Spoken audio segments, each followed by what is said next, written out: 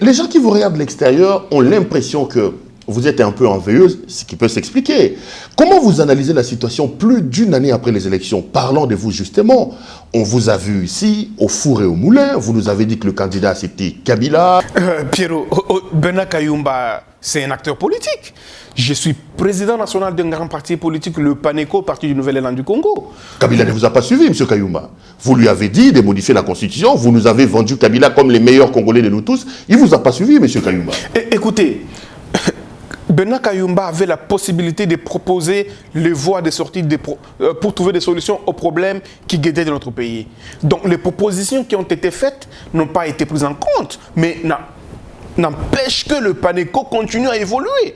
On dit qu'après 18 ans, Kabila fait le chaos, Kabila fait de choses, et qu'aujourd'hui, il s'organise derrière cette coalition pour que la justice ne fasse pas le travail, pour se protéger lui et sa famille et ses proches. Pierrot, je considère la coalition FCCH comme un manguier qui porte des fruits.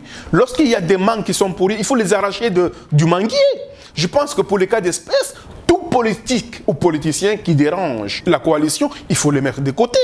Parce que le peuple congolais n'a pas besoin de querelles. Vous avez suivi dernièrement Kyungu, Gédéon a attaqué la ville de Lubumbashi. Le chef de l'État a d'ailleurs lancé l'ordre pour qu'on lui traque.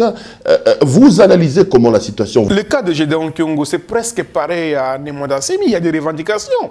On a connu ici chez nous beaucoup de généraux qui étaient hier des rebelles qui ont été réintégrés dans l'armée sous grade de colonel, sous le grade de généraux, ainsi de suite.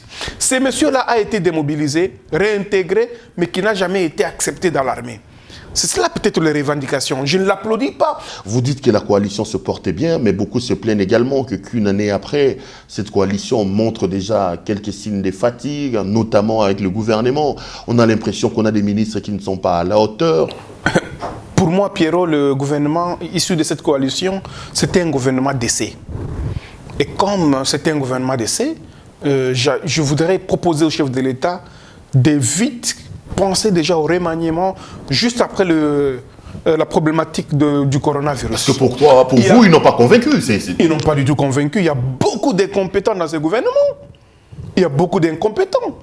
Nous avons même des ministres qui n'ont pas étudié.